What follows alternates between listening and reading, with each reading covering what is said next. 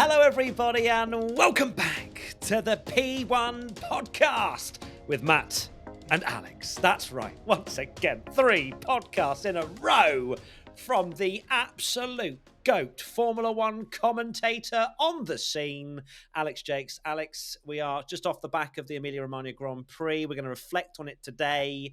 How are we feeling? I know you've been battling illness. You've been battling a boring race. What's the overarching feelings? I haven't loved the flu bug fevery thing that I've had. By the way, I've still had pizza and pasta every day. I've still had a lovely time. I love coming to Imola. I'm just relieved my voice held out until the end. Some sort of bug going round.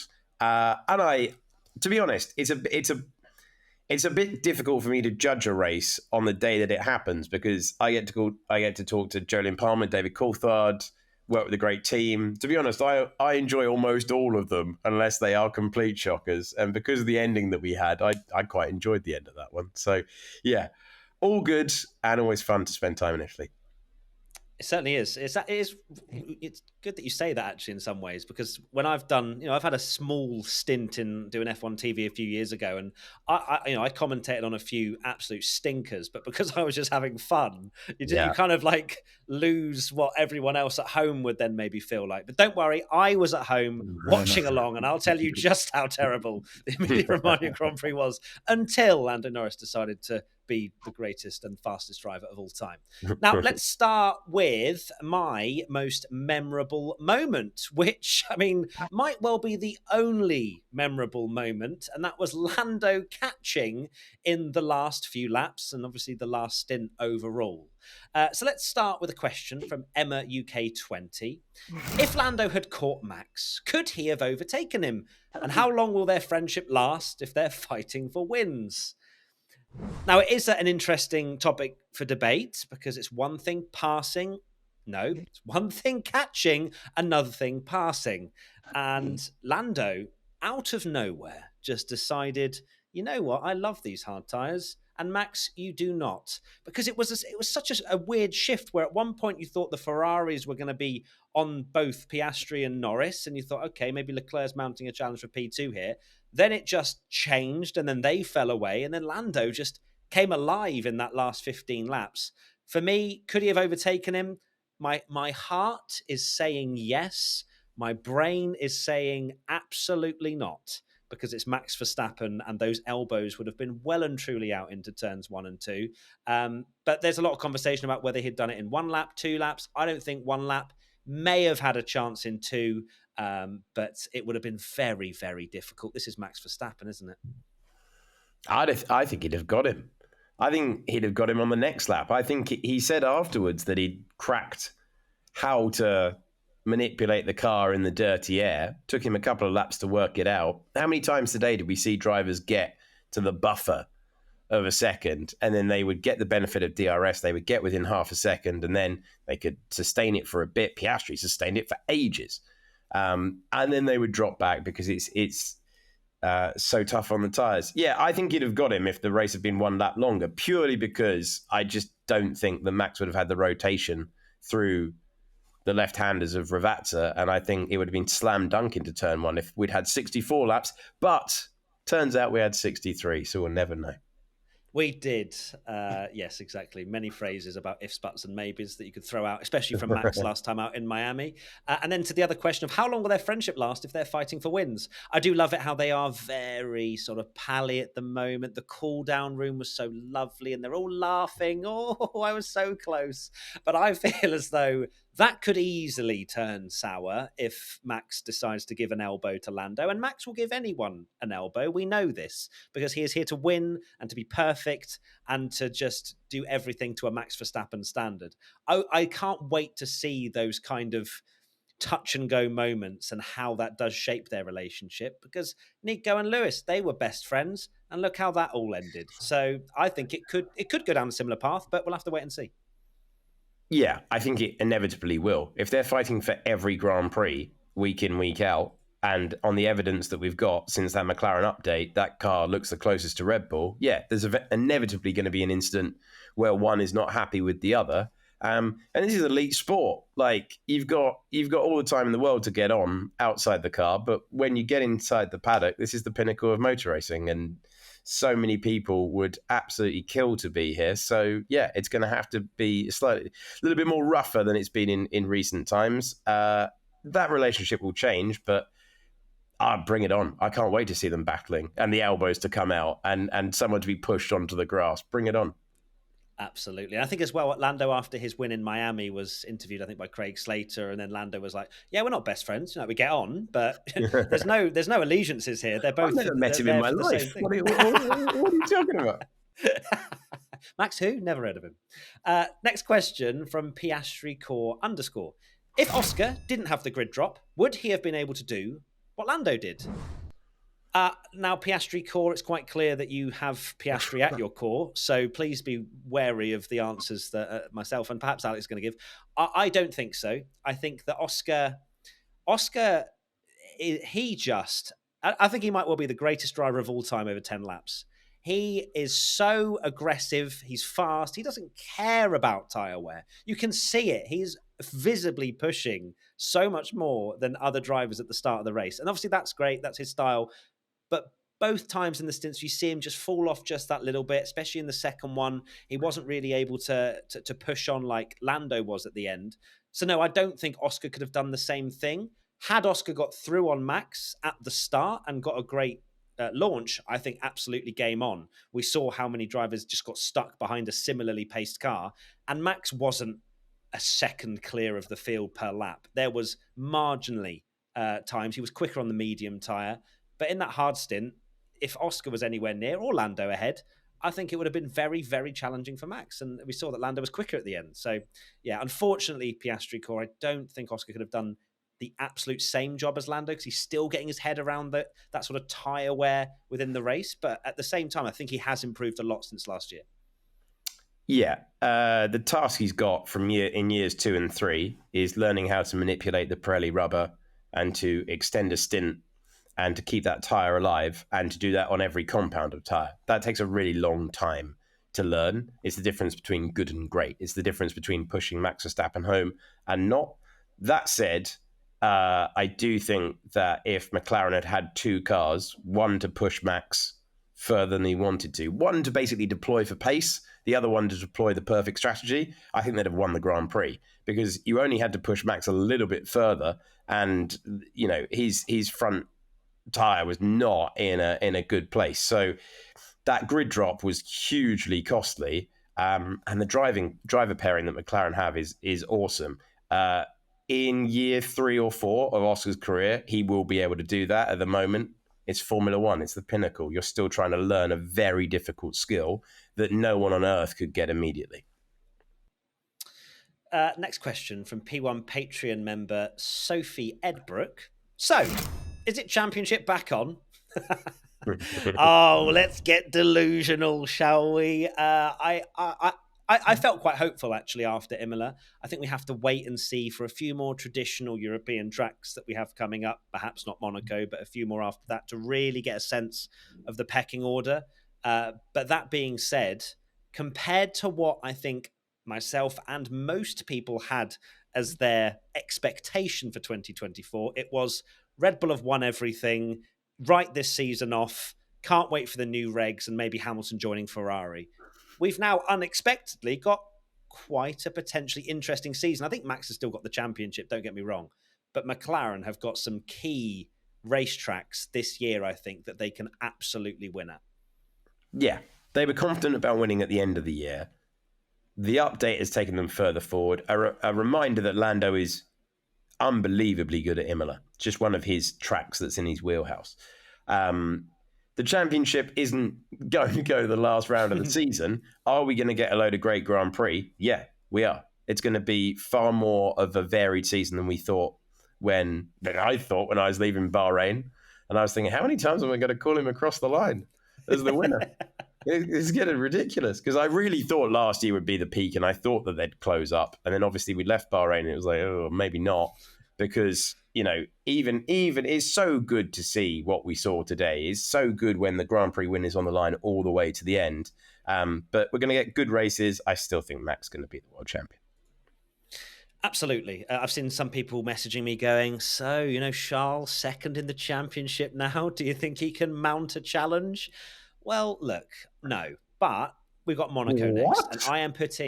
I am I am putting everything, every ounce of hope into Monaco next weekend because if Ferrari can't win Monaco, then I don't think there's going to be much of a chance for Ferrari. Full stop. McLaren seem to be the ones on the charge. They've really smashed it with these upgrades. I'd love to say championship back on, but watch this space. Let's see in 5 races' time if Max is 100 points down the road. Escito 9, do you think Red Bull will make a leap heading into the next race?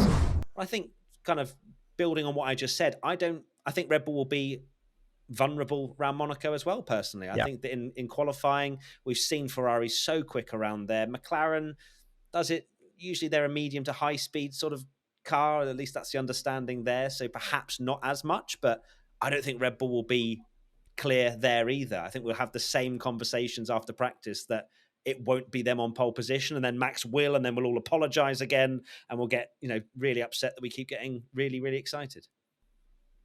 I think it's going to be very, very similar. Very similar to Imola, which weirdly rhymes, which was not intentional. I'm tired. I've done a full day of broadcasting. I think the McLaren is great at slow speed. The Ferrari has been great at slow speed for the last few years. So, I think it's going to be I think it's going to be near identical. I think qualifying is going to be the crux of it. More than 50% of the race result is going to be on that Saturday. And then race start, I don't know, there's not a long run down there. So, I think it's who delivers and gets pole position, to be honest. So whilst we're still talking about McLaren a little bit, and I want to talk about the strategy in this race, because there wasn't much, because everybody pretty much, in the top 10 started on the mediums. There wasn't a huge amount of variation there. We had no safety cars. We didn't really have anything to throw a cat amongst the pigeons. But one thing I did want to talk about was perhaps Ferrari's decision to leave Carlos Sainz out there and allow for Piastri to just undercut him and drive off into the distance. I found that quite a strange thing for Ferrari to do. Obviously, as the lead car in that battle, you don't know when to pit and you want to leave it to the last minute before you make that call. But at the same time, it just felt as though Ferrari just went, I really hope there's a VSC or a safety car. The pit lane is massively long here. So obviously in normal racing speed, it was like 29, 30 seconds, wasn't it? So it felt like a bit of a gamble for Ferrari, where perhaps they could have just been a bit more proactive in pitting Carlos a little bit earlier and kept that track position. I think they were kind of snookered, mate. I think the McLaren was just playing faster today, and I think they were always in a bit of trouble whichever way they went. They've been really good in the last a year or so with strategy at Ferrari. I can see your point, but I just think Piastri was going to find a way by regardless, to be honest, given how close he was able to stay all the way through the stint. How dare you bring just reasoning to this Ferrari fan over here? That's crazy. But yes, fair enough. Oscar was, as you said, in DRS of Carlos for however many laps, and he couldn't get through. But perhaps Ferrari were screwed either way. Carlos lacking a bit of pace this weekend, it has to be said, compared to Charles, after Charles getting a bit of heat for a few weekends where he was off the pace. But Charles put 15 seconds on Carlos this weekend. So pretty good job from him. Now I'm going to dive into Tommy's most memorable moment, because I know for a fact that he would be saying this, and that's basically that Imola produces a snooze fest.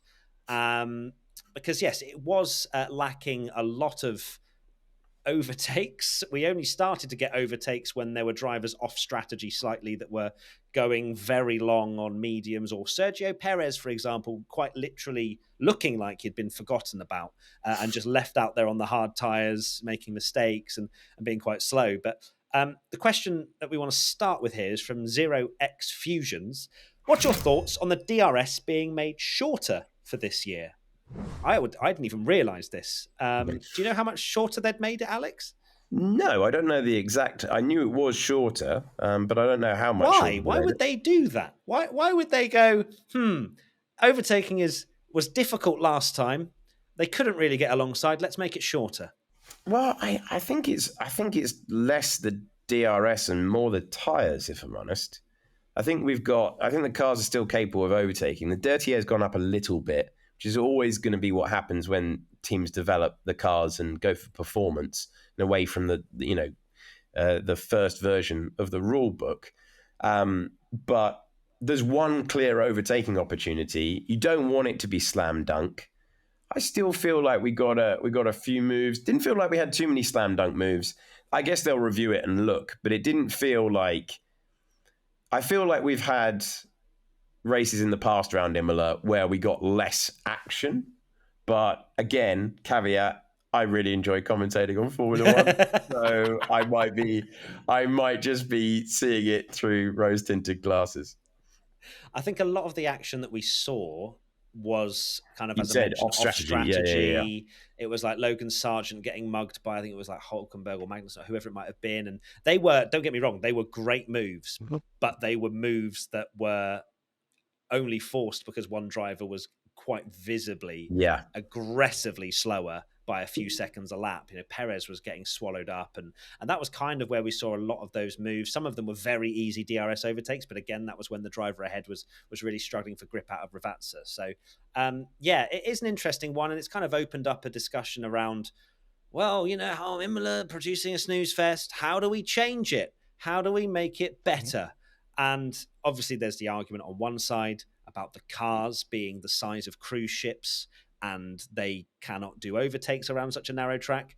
But I think with Imola, the one big overtaking opportunity goes into a corner that isn't, I mean, it is heavy braking, but it's a faster corner than others that you'll see where it's a hairpin and you have an outbraking opportunity.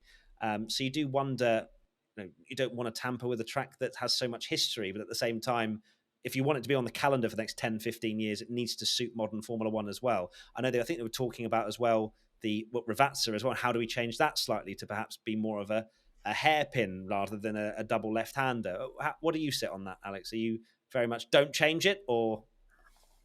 No, I think obviously those chicanes were brought in for pretty tragic reasons after 1994. A chicane can always be altered.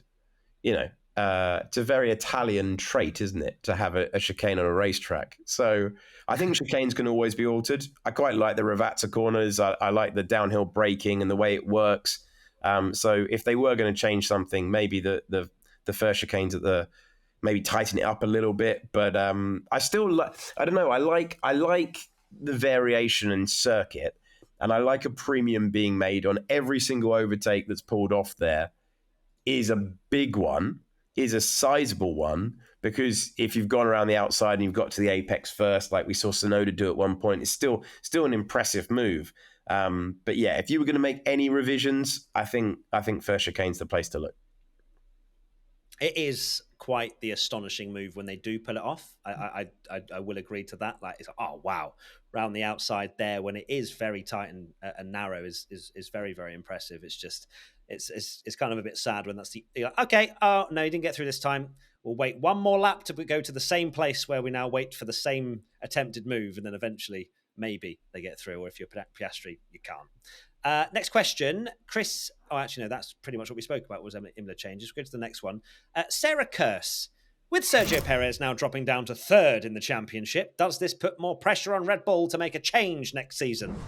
Uh-oh, here comes the Perez change chat again. I'm not going to be too harsh on him just yet. Yes, he's had a stinker, don't get me wrong. He made a mistake at Ravazza. He got knocked out in qualifying.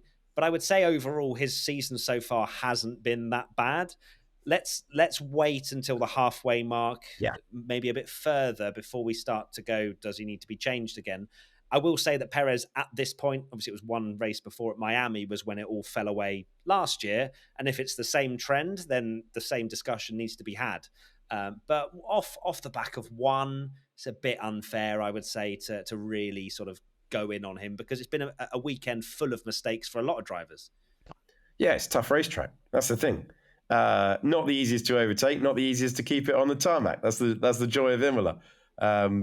Listen, it's a bit reactionary. Perez has done the job at the start. If he bounces back in Monaco next week, no one really minds the odd race because of the role they need him to perform there. They don't need him to win week in, week out. They just need him to make sure that it doesn't turn into a spate of races like it did last year. If it turns into 6 tricky qualifying sessions out of the next 10, then that question is valid, but not for the moment. What I will find fascinating is if we do see for the rest of the season Red Bull genuinely caught by the pack, that's going to put more pressure on Perez to be closer to Max. Because if Max isn't clear down the road by half a second and Perez can slot in somewhere there, Perez all of a sudden will be qualifying behind the Ferraris, the McLarens, perhaps even the Mercedes if they figure it out. And then that's when Red Bull maybe have to sit down and go, oh, maybe we do need someone closer to Max. But I think until that point, they're winning everything at the moment. There doesn't need to be that knee-jerk reaction for now. But yeah, Perez might have his work cut out if Red Bull genuinely have lost the advantage that they seemingly had by truckload at the start of the season. Next question. I had to include this because it's funny. UK Pong Jonathan asks, is Stroll now the lead driver for Aston Martin? Now, I'm sure this is done with tongue-in-cheek. I will actually say, and this doesn't happen very often, I think Lance Stroll actually had a reasonably good weekend for an Aston Martin that was not, by any stretch of the imagination, a quick car. Fernando Alonso, as we discussed in the Quali podcast, was trying to extract everything and overdid it. But for Lance, he had a very just chilled out race. And I know that Aston have sort of gone from being in Formula A, the top 5 teams. I think they've now been demoted into the top of Formula B. But Lance still finished 9th. So I don't think you can really say anything bad about his weekend. I'm doing this off memory. I think he started in 13th. 13th to 9th is a good... That's all he could have done today. That was literally all that was on the table for Lance Stroll. So I feel if you just can pick up what there was, the team can't ask any more of you there. That question's outrageous. Very good value. Good value. I enjoyed it. So did I. That's why I threw it in. But for Alonso, what really went on there today? Because it just felt as though he was having a terrible race and then came in for some new tyres and just wanted to have some fun on some fresh rubber. Is that how you read it? Just wanted to live a little, Matt. Why wouldn't you let the guy live a little? Right? He's punched in his card. Oh, honestly, the pen yesterday was such a split between drivers who knew that their weekend was continuing and drivers who knew that their weekend was over in terms of relevance. And that was realistically Fernando. He's just doing something to keep entertained out there. On to the next one for him. Absolutely. Question, which again I think is coming from the fact Imola wasn't a great race until Lando went quick, was from Morgs F1. Should 2-stop races be made mandatory in dry conditions? This, of course, again, myself and Tommy have spoken about it a lot, how that on one side, obviously, Formula One are trying to reduce the tyre usage and take allocations away and all that sort of stuff. But I think from a purely strategic point of view, I don't think it's the worst thing in the world. Are we then sort of forcing things in just for the sake of fun? That's another question to sort of throw there as well. But Alex, where do you sit on this? Yeah, it's a good question. I'm not sure that I like it done by that methodology, but would I like to see us in 2-3-stop races instead of 1-stops? 100%. And, if you consider that the fans in the grandstand have paid their money, and one of the great things about sitting in the main grandstand is that you get to look into the pit lane and see this incredible performance of the stops be turned around as much. It surely makes more sense as a spectacle to have 2 or 3 stop races. And it keeps the narrative going because there are a lot of positions that were locked in after that first stop. So I'd like to find a way to do that, whether we do that via the tyres, whether we do that via different ways. But I think we should aim for more stops than just the one in a Grand Prix. Absolutely, yeah. So you're saying more just in a natural way. Perhaps the tyres degrade a little little bit more. I'm trying not to commit to any way, right? I'm trying not to commit any news, all right? I'm trying to commit no news, no soundbite, but I would like to see 2 and 3-stop races. Yeah. Get on that fence. Listen, that fence is pretty comfortable, my friend. Absolutely love it. What I will just very quickly mention as well is Mercedes, because I feel like we're the only people to probably mention them because they had one of the quietest, most anonymous races. They were nowhere near Red Bull, McLaren, Ferrari, and yet clear of Formula B. I assume that what they did with George was to pit and make sure that they secured fastest lap. So as a team, they got one more point in the constructors, but at the same time, that meant Hamilton actually beat George. But a very anonymous day for both the Mercs. Yes, the quiet lands where Mercedes currently live in Formula One. Not at the very front where they used to. Not stuck in the midfield, which they have been around this track in the past. Hamilton was miles back, wasn't he, last time that we raced it? So, bit of a weird situation. Glimmers, green shoots of recovery from Merck. George was really happy with his lap, happy with how the car felt. So they might have a greater understanding. Still, obviously, paying the price for making this concept change late. But if they do have a greater understanding and the drivers are starting to make happier noises, then they can start looking forward rather than trying to just look at the car. And very quickly, before we go into biggest winner, biggest loser, I think we need to very briefly touch on Yuki Tsunoda, who finished 10th, got a point for RB. You do wonder, started 7th. Perhaps there was a little bit more on the table there. RB, I think, pitted quite early, got stuck behind a car or two. You do wonder if maybe Lance Stroll was in sort of the region of what Yuki could have fought for had he not got stuck a little bit in a train early doors. You're always susceptible, though, aren't you? Because if you pull the trigger and go early for the stops, which got them track position, you've done the job, but you are always vulnerable of someone being able to carry a compound of tyre further than you thought they were. And I wonder if the strategy team at VCarb were just slightly caught out by what Lance Stroll was able to do on that medium tyre. But they did the right thing. They raced the car in front of them. They beat Hulk out of the pits. But as you say, drop them back into the pack. And there are no slam dunk overtake moves at that stage of the race. And the time it took Yuki to get by, I don't think they'll be delighted with it. But still, listen, if you're taking points this year and you're outside the big 5 teams, the top 5 teams, you've done a good job. You've had a good weekend. And RB have got a whole host of points already now, which is seriously impressive. So well done to Yuki. And then Haas, 11th and 12th. They'll be a little bit sad about that. K-Mag had a very quiet race to 12th. But we now go to our biggest winner, whether it's a driver or a team.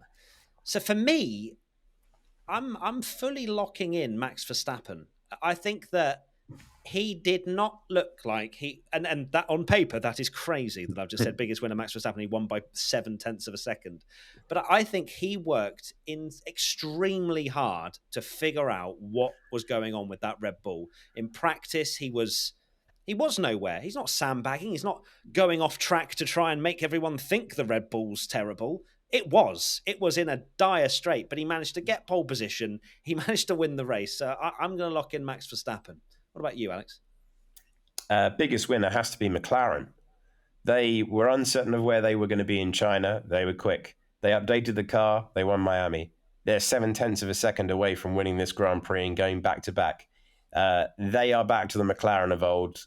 And if it works in Monaco, looks like it might be every other week. Got to see how they go at Silverstone, but how well did they go at Silverstone last year? High speed, different type of circuit. But I think they're biggest winner this weekend. How well did they go at Silverstone? That noise of when Lando took the lead into turn 1 literally lives within my memory. I can just unlock it anytime I want to feel happy. So maybe it'll be repeated this year as well. Fingers crossed. Okay, let's go to biggest loser then. And I think it's going to have to be Fernando Alonso. I think I'm going to lock in. He's had one of the worst weekends of his career, I would say. So for me, Fernando. I will go for performance to car ability. I'll go for Checo. That it was just a rearing of a problem that we saw last year. Hopefully that's the last of it. But that car should have been higher up than 8th. 54 seconds behind Max at the end, which is, not good reading if you're a Checo fan. Let's now go reflect on the predictions that myself and Tommy made on Wednesday. Alex, you can just pretend you got everything right. I believe myself and Tommy are on 18 apiece, but I haven't checked, but I'm pretty sure we are Michael Masseying this championship beautifully. So first and foremost, biggest good surprise, I locked in Pierre Gasly, which is one of the worst predictions I think I've had all year. He looked great at one point in qualifying, and I thought I was cooking up a storm, and he's ended up finishing 16th. Had 2 pit stops today. A disastrous race. I don't even know what happened to Gasly. Do you? Did you have any idea? I think we saw him for about a couple of seconds on the broadcast. Yeah, sounds about right. Yeah. No, I don't think we did. I can't think of. I hope I'm not doing him a disservice, but yeah, he's waiting for the updates on that car, isn't he? He certainly is. So no points for me. Tommy locked in for biggest good surprise, Kevin Magnussen, which, to be fair, 12th position and not getting a race ban is right up there with the biggest good surprise. But I am not going to fight a point for him for that because Tommy's not here and he can't defend himself. Do you think that's deserving of a point, Alex? Because I would say if he'd have to score a world championship point for that to be a biggest good surprise. No point. Yeah, I love that. Savage, Alex. You can be the referee. Love that. Biggest flop, now to give you context, Alex, it doesn't mean the actual biggest flop of the whole weekend. It just means a rather large flop. But we couldn't call it a rather large flop because it doesn't sound as good. So I've gone for Sergio Perez. So 7 from 7 is utterly disgusting at this point. I think teams might actually get in contact to make sure I don't choose their driver for the next weekend because it is quite the streak we're having. And Perez didn't make Q3 for the first time this year, made a mistake in practice and crashed, made a mistake in the race. I don't need to sell this anymore. I am locking in a point.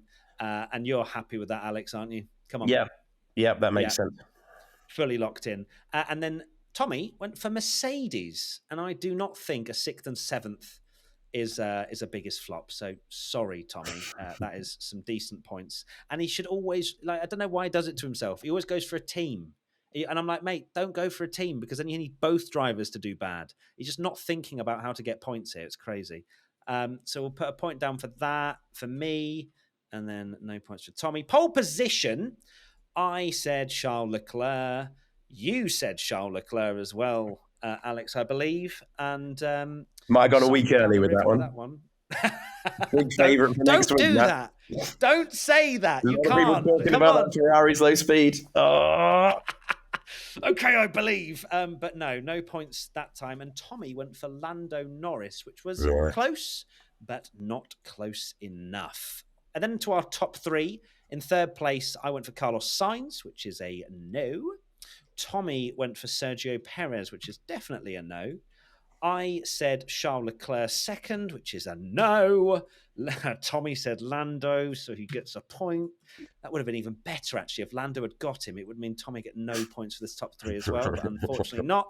And then both myself and Tommy went for Verstappen first because, it's Formula 1 in 2024, so why would you not? Okay, our one crazy prediction. I got slandered for this because of the fact that Imola's, I think, had rain the last 2 years, but I said it will rain, and it didn't, which, it's great. The race went ahead, and there wasn't even a sprinkle, so 0 points. Did you feel any rain at any point, Alex? You've been down on the ground, so any showers on or off session? Not even a hint. I couldn't believe how warm it was. Look, I was outside. I think I'm sunburnt. I've been outside for 30 minutes today. I think I got sunburnt. That's how warm it was. Damn it. And Tommy went for Leclerc finishing outside the top 4, which, is wrong. Screw you, Tommy. And then the 3 crazy predictions, or not crazy predictions, just predictions from you lot that listen. First and foremost, P1 Patreon member Green Bene. Verstappen Revenge Tour, dominating every single session. Now, I said after this that you could go with qualifying in the race because, practice whatever, and he did. So well done to Green Bene. You get a point for that. P1 Patreon member Sophie, double V card points. I think Daniel Ricciardo could have been in the mix, but unfortunately didn't get a point. And then P1 Patreon member Haley, Leclerc and Sainz take each other out. That, thankfully, did not happen. Now, we have absolutely flown through this podcast because, shock, the first 50 laps had nothing going on. Alex, what would be your final thoughts? Lovely to join you on these podcasts. That's nice. We haven't done any broadcasting in a while, so this was really nice to talk F1 with you, mate. I loved how that race came alive at the end, and it just took me back to 2005 when I was a teenager and I was watching Fernando Alonso and Michael Schumacher duel it out for the win. And I do sometimes think man, I've been doing this a long time. Like, will there be a point where I don't lean forward in the commentary box and get carried away with it? And the answer is always going to be no. I get carried away every single time. So I love that finish. I love coming to Imola. It wasn't thrill a minute overtaking, but at the end, one driver at full attack, one driver praying for the race to end. Magic. And to be fair, I've watched back the highlights, and obviously your amazing commentary, and Alex, has been awesome to have you on the podcast. Thank you for nice saying that obligatory sentence. Yeah, thank you. No, yeah. I'm just reading what you've told me to say that's here. perfect. That's exactly as I tell. But no, your excitement there just reminded me of when Lando was absolutely on a knife's edge at the end, like skirting with the gravel. I remember sat there just thinking, this is what Formula One is all about, when you've got a driver so hungry for another race win, chasing down who is the man to beat Max Verstappen. But I think I totally was there with you emotionally. Like, it was such an awesome end to the race, and such a shame we didn't get a side by side. But just Lando's on board. Every time he just lost the back end, you went, oh, is that it? Is he not gonna catch up anymore? And then it went down again, and the roller coaster of emotion. I'll tell you how you know he was pushing. A guy sitting next to me in the commentary box who's won 13 times in F1 was inching further and further back to the point where he basically had to open the door. DC was terrified he was going to pin it. That's how you know a driver's on the edge. Absolutely love it. So, that is it. Thank you, everybody, for watching and listening. We'll have the driver ratings coming out probably tomorrow or the next day. And again, big thanks to Alex Jakes, the F1 GOAT commentator, for joining me. I do really appreciate it, mate. And lots of content. Monaco literally next week. So we'll be straight back into lots more content and all aboard the Ferrari hype train. See you soon. Bye.